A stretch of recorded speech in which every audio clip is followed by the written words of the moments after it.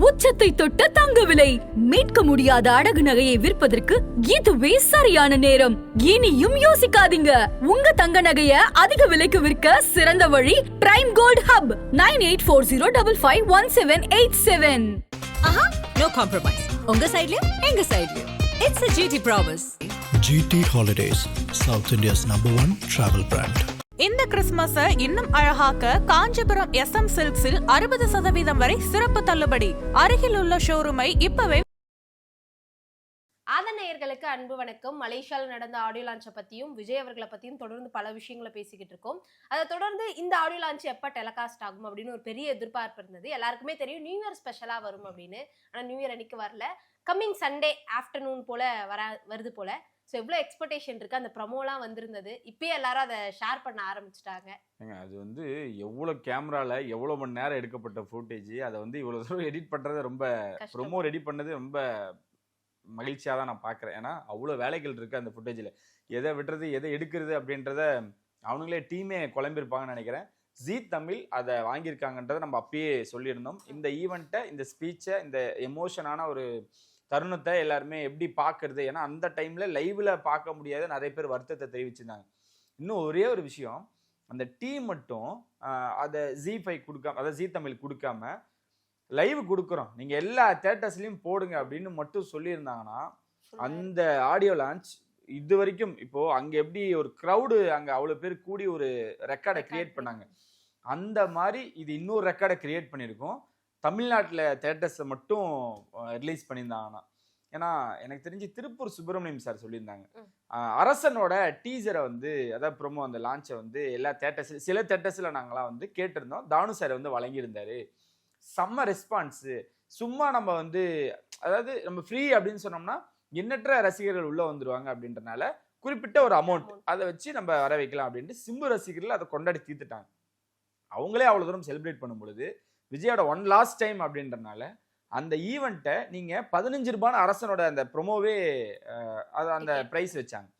இதுக்கு நீங்கள் நார்மலாக ஒரு படத்தோட டிக்கெட் ப்ரைஸோ இல்லை அந்த டியூரேஷனுக்கு ஏற்ற மாதிரி டிக்கெட் ப்ரைஸோ வச்சுருந்தாங்கன்னா இன்னமும் தேட்டர் ஓனர்ஸ் நல்லா சம்பாதிச்சிருப்பாங்கன்றதான் எல்லாரையோட விருப்பமும் கூட. ஏன்னா அரசனுக்கு தானு சார்ட்ட அப்படிதான் கேட்கலான் இருக்காங்க தேட்டர் ஓனர்ஸ் எல்லாமே. நீங்கள் ஒரு லைவாக ஒன்று ட்ரை பண்ணுங்க, எல்லா தேட்டர்ஸ்லையும் நாங்கள் போடுறோம் அப்படின்ற மாதிரியான விஷயங்கள் அவங்களோட சஜஷனாக சொல்கிறாங்க. ஏன் நான் சொல்ல வரேன்னா, ஏன்னா ஞாயிற்றுக்கிழமை வரைக்கும் எங்களால் வெயிட் பண்ண முடியாது, நியூ இயர்க்கே எங்களுக்கு போட்டுருங்க, எங்கள் தளபதி அவர்களோட அந்த ஸ்பீச்சை நாங்கள் கேட்கணும் அப்படின்ட்டு நிறைய பேர் அவங்களோட ரெக்வஸ்ட் எல்லாமே வச்சுருந்தாங்க. நம்ம பேசும்பொழுது நிறைய பேர் ஐயோ இந்த இதெல்லாம் நாங்கள் மிஸ் பண்ணிட்டோமே. நேற்று அவர்கள் ஈஸியாக சரவணன் அவர்கள்ட்ட பேசும்பொழுது கூட இந்த ஆடியோ லான்ச்சை நாங்கள் மிஸ் பண்ணியிருந்தோன்னா விஜய் அவர்களோட அந்த சினிமா பயணத்தையே நான் ஒட்டுமொத்தமாக மிஸ் பண்ண மாதிரி அப்படின்லாம் சொல்லி பயங்கரமாக ட்ரிகர் வேறு ஆக்கி விட்டாங்களா. ஸோ அதெல்லாம் பார்க்கும்பொழுது நம்ம மிஸ் பண்ணிட்டோமே எல்லாத்துக்கும் ஒரு வருத்தம் இருக்கும். அதை பூர்த்தி செய்யும் வகையில் ஜீ5ல இதோட ஆடியோ லான்ச் வந்து லான்ச் பண்ண போகிறாங்க. ரொம்ப ஈகராக வெயிட் பண்ணிட்டு இருக்காங்க எல்லாருமே.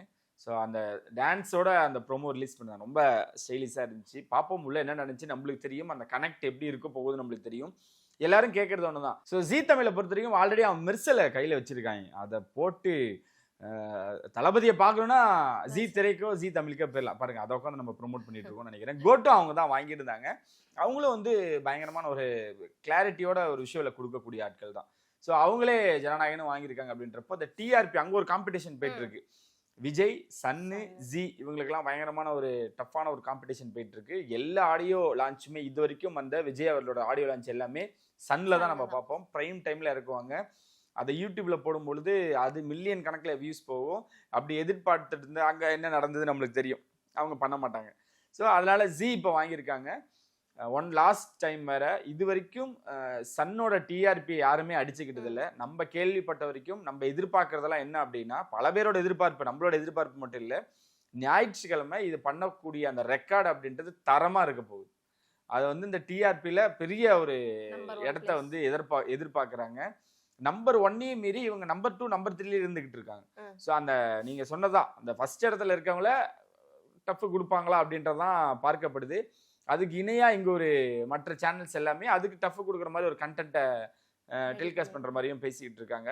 பாப்போம் என்ன நடக்குதுன்னு. ஆனா ஜீ பண்ணக்கூடிய ஒரு தரமான ஒரு சம்பவம் ஞாயிற்றுக்கிழமை இருக்க போகுது. ஆனா இந்த விஷயம் இருந்தாலும் நிறைய பேருடைய ரிக்வெஸ்டா என்னவா இருக்குன்னா, இந்த 8 மணி நேரம் பக்கம் அந்த ஆடியோ லான்ச் ஃபங்க்ஷன் நடந்திருந்தது. அது மொத்தத்தையும் போட முடியுமா? ஏன்னா அவங்களுடைய கோரிக்கைகள் எல்லாமே அங்க நடந்தா நாங்க அப்படியே லைவா பார்க்கணும்னு நினைக்கிறோம். எதையும் ட்ரிம் பண்ணிடாதீங்க, அப்படியே போடுங்கன்னு நிறைய விஜயோட ஃபேன்ஸா இருக்கட்டும், ஜெனரலான ஆடியன்ஸோட ரிக்வெஸ்டாவுமே இருக்கு. இல்ல திருவிழானே போட்டாங்க.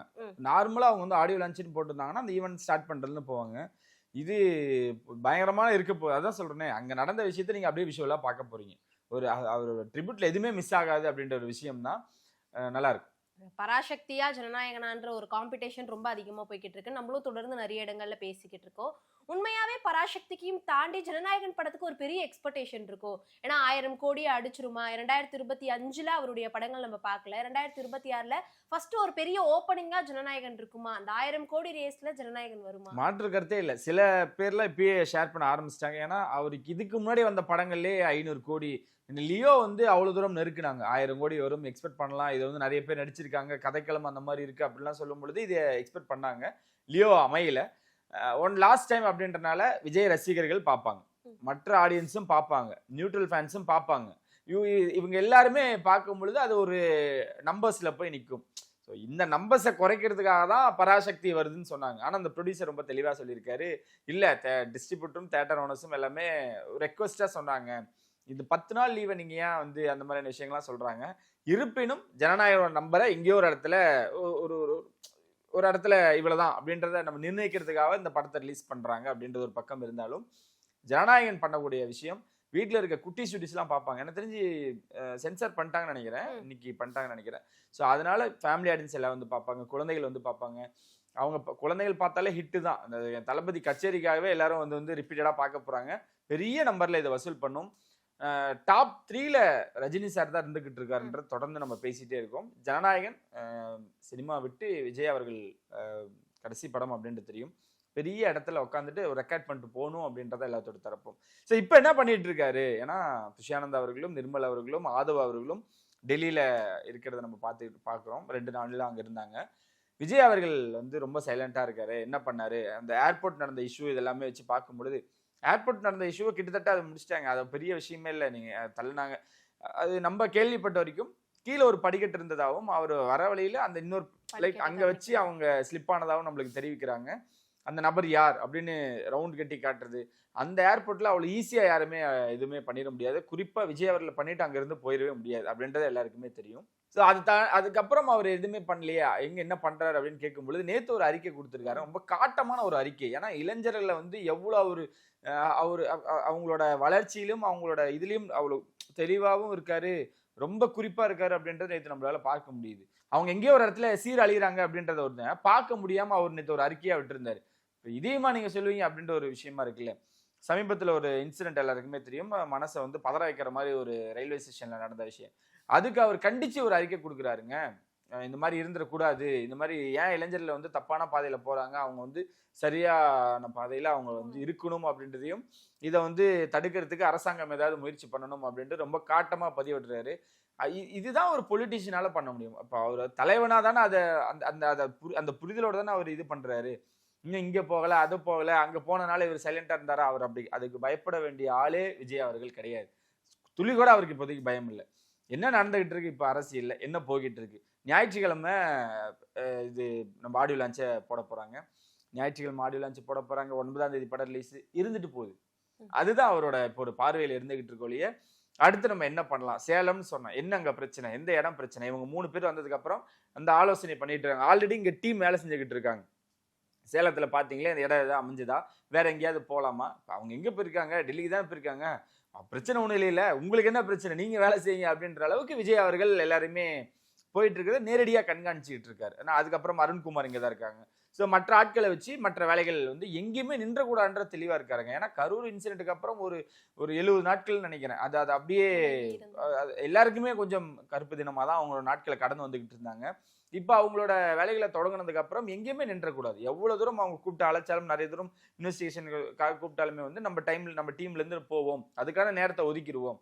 மற்றபடி மற்ற டீம் இருக்குல்ல, ஏன்னா அவங்களுக்கு டீமா இல்ல, எல்லா வேலைகளும் எங்கேயுமே தடைப்பற்றக்கூடாது. பொங்கலுக்கு முன்னாடி ஏதாவது ஒன்று பண்ணுவோமா, சமத்துவ பொங்கல் மாதிரி ஏதாவது ஒன்று பண்ணுவோமா, பொங்கலுக்கு அப்புறம் எங்கெங்க போவோம், என்னென்ன பண்ணலாம் அப்படின்றத தீவிரமா ஆலோசனையில் ஈடுபட்டு இருக்காரு. செங்கோட்டையன் அவர்களோட சின்ன சின்ன இன்புட்ஸ் அங்கிருந்து வந்துகிட்டு இருக்கு. அடுத்து நீங்க சேலம்னு சொன்னீங்க, என்னன்றதை நான் பார்க்குறேன் அப்படின்றது அங்கிருந்துமே வந்துட்டு தான் நம்மளோட சோர்சஸ் தெரிவிக்கிறாங்க. ஸோ நேற்று வந்து அறிக்கை அவர் வந்து இதெல்லாம் பார்த்துட்டு சும்மா இருக்கக்கூடிய தலைவர் மற்ற ஆட்கள் மாதிரி இதையும் கடந்து போற ஆட்கள் கிடையில அப்படின்றது நம்மளுக்கு தெரிய வருது. எப்பயுமே பெரிய படங்கள் ரிலீஸ் ஆச்சுன்னா அந்த ஃபர்ஸ்ட் டே ஃபர்ஸ்ட் ஷோ அப்படிங்கிற விஷயம் தான் 4 o'clock இருக்குமா அப்படிங்கிற ஒரு பெரிய எக்ஸ்பெக்டேஷன். ஆனா வாரிசு துணியோட பிரேக் ஆயிடுச்சு. அதுக்கப்புறம் எங்கேயுமே இல்லை. ஆந்திரா கேரளால வந்து இந்த 6 o'clock ஷோ இருந்தது.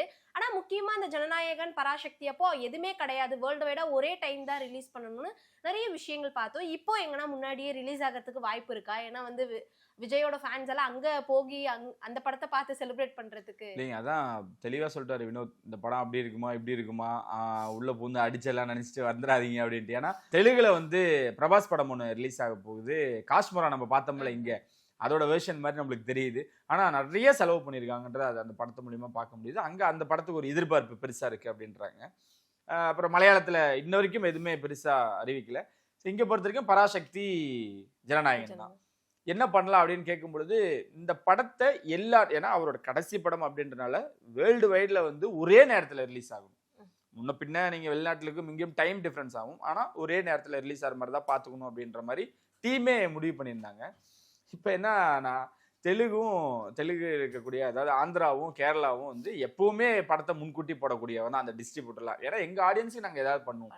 உங்க ஊர்ல 4 மணி காட்சியும் 6 மணி காட்சியும் கொடுக்கலன்னா எங்க ஊர்ல என்ன பிரச்சனை, நாங்க இப்படிதானே பண்ணுவோம், நாங்க இப்படிதான் செலிப்ரேட் பண்ணிட்டு இருக்கோம்னு அவங்க டீம்ல இருந்து ரெக்வஸ்டா கேட்டதாகவும் கேரளா அரசாங்கம் ஒரு அறிவிக்கை, அதாவது கேரளா அரசாங்கன்ற மாதிரி கேரளாவோட டிஸ்ட்ரிபியூட்டர் இருக்காருல்ல, அவங்க டீம்ல இருந்து ஒரு அறிக்கையை கொடுத்துருக்காங்க, மன்னிப்பு கேட்டிருக்காங்க விஜய் ஃபேன்ஸ்ட. இதுக்கு எவ்வளவு தூரம் இதுன்னு பாத்துக்கங்க.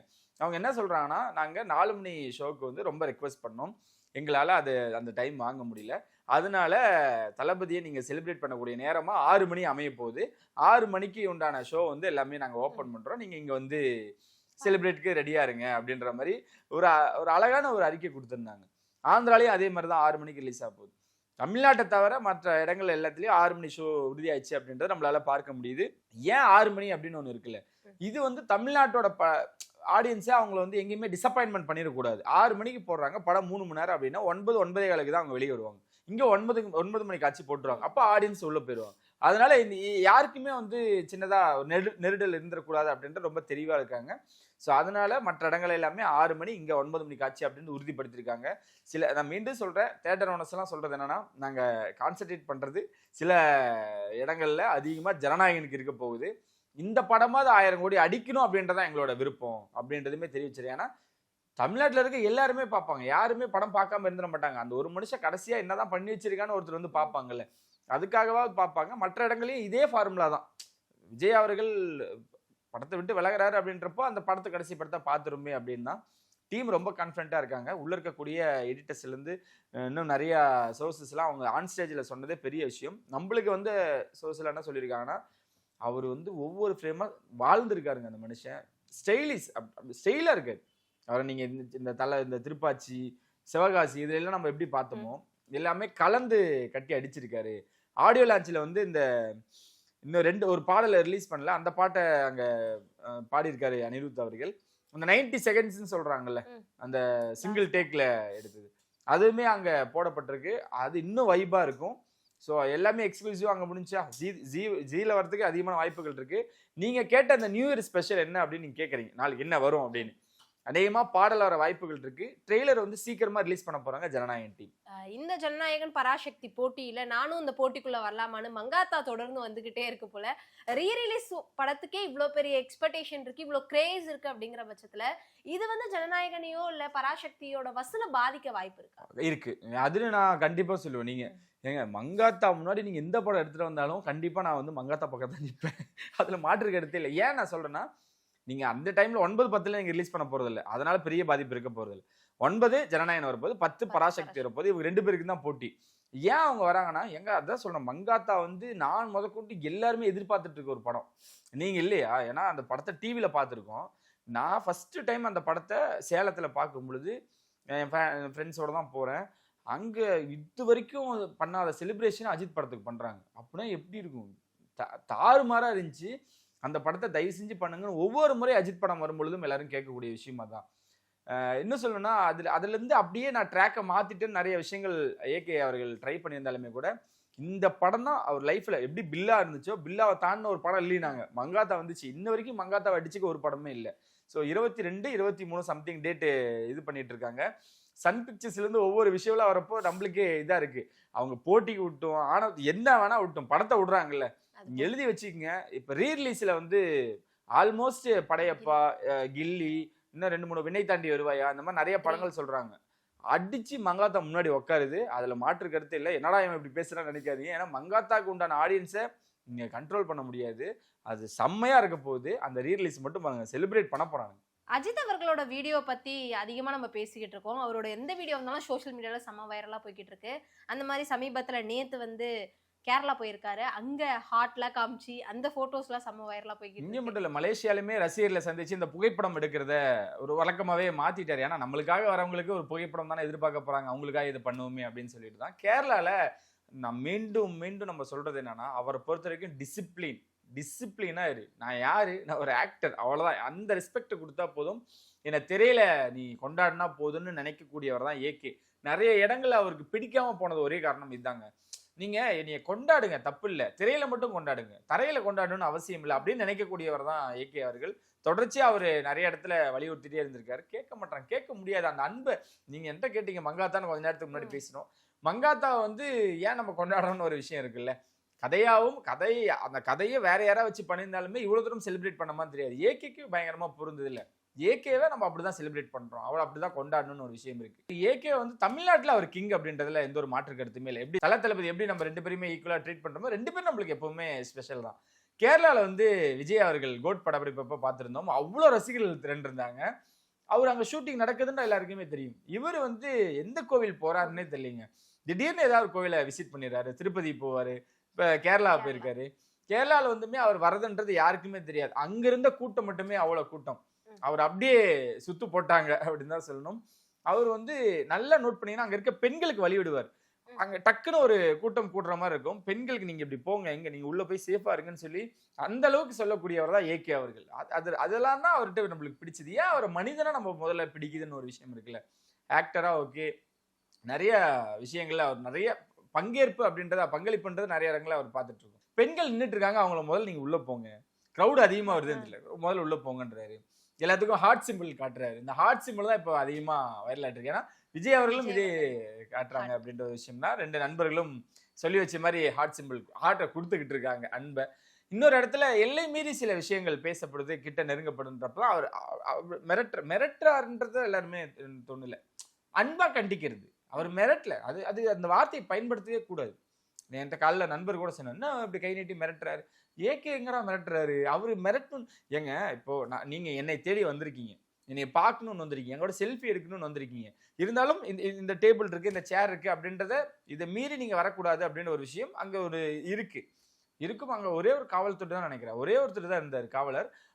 அவர் மீறி ஆர்கனைஸ்டா கொண்டு போறாருல ஏகே. நீங்க மீறி வருன்றப்ப நானே உங்களை கண்டிக்கணும். வராதம்மா, டேபிள் இருக்கு, இவ்வளவு விஷயங்கள் இருக்கு, இங்க வராதீங்கன்னு நான் சொல்லணும். நான் மற்றவங்க யார் மேல என்ன சொன்னாலுமே வந்து நான் சொல்றதை நீங்க கேட்கணும்ல, கேட்கறீங்கல்ல, அதுதான் ஏகே. அவரே ஹேண்டில் பண்ணிப்பாரு. எனக்கு கேப்டனை பாக்குற மாதிரி இருக்கு. கேப்டன் அவர்களும் அப்படிதான். எனக்கு தெரிஞ்சு சிவாஜி கணேசன் அவர்களோட மறைவுல அவ்வளவு கூட்டம் சேர்ந்தது. சொல்றாங்க இந்த மாதிரி பிரபு சார் அப்போ வந்து அவைலபிளா இல்லை. இது நிறைய பேர் சொல்லியிருப்பாங்க. ஒத்த மனுஷனா துண்டு எடுத்து எல்லாத்தையும் விரட்டுறாருங்க. விரட்டி அந்த க்ரௌட் அங்க இடத்துல கிளியர் பண்றாரு. அங்க மட்டும் இல்ல, மலேசியா எல்லா இடங்களையுமே வந்து கேப்டன் ஒரு ஆளுமை அப்படின்றது நம்மளுக்கு தெரியும். எனக்கு தெரிஞ்சு ஏகே வந்து ஒரு கண்டிப்போட டிசிப்ளினா கொண்டு போறாரு. வேண்டாம், வராதீங்க, இந்த இடத்துல கோவில், இங்க ஏகேன்னு கத்தாதீங்க, அஜித் குமார்னு கத்தாதீங்க, நீங்க டிசிப்ளினா இருக்கடா, எனக்கு அதுதான்டா சந்தோஷம். நீங்க என்னை பார்த்தா சந்தோஷம்ன்றீங்க, எனக்கு கை கொடுக்குறீங்களா, கை கொடுத்துங்க. கை கொடுத்தாருங்க, செல்ஃபி எடுத்தாருங்க. அதுக்கு மேல அவர் என்ன பண்ணணும்? அதனால சிலர் சொல்லக்கூடிய விஷயங்கள் சொல்லிட்டு தாங்க இருப்பாங்க.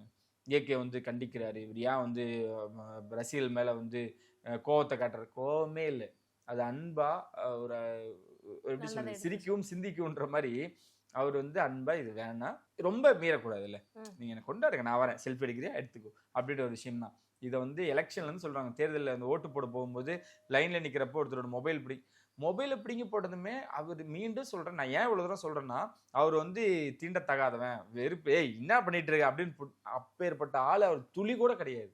அவர் என்ன பண்றாருன்னா போனை பிடிங்கி வச்சுக்கிறாரு, மறுபடியும் கொடுத்துட்டாங்க.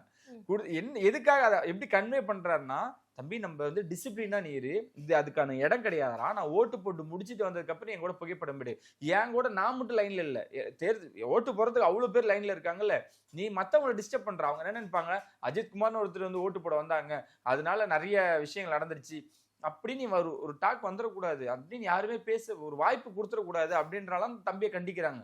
அந்த மொபைல் வாங்கிட்டு போனோம்னு வெளியே வந்து அஜித் சார் இப்படி பண்றாருன்னு கோவப்பட்டு எதுவுமே சொல்லியே, அது கோவமாவே இருக்காது, அன்பாதான் இருக்கும். அவர் எது பண்ணாலும் இவங்க எடுத்துப்பாங்க, ஏத்துப்பாங்க. அதுதான் மக்கள். ஏகேவி மக்களை நீங்க பிரிக்க முடியாது. அவர் கண்டிச்சாலும் அன்பான ஒரு கண்டிப்பா தான் அது இருந்ததா நம்ம பார்க்கணும். அது அழகா தான் இருந்துச்சு. மறுபடியும் எல்லாத்தையும் புகைப்படம் எடுப்ப எல்லாரும் ஜாலியா ரசிச்சுட்டு தான் போனாங்க, அவர் கொண்டாடிட்டு தான் போனாங்க. அதனால அன்பை விதைக்கிறவ தான் ஏகே அவர்கள். வாழ விடு.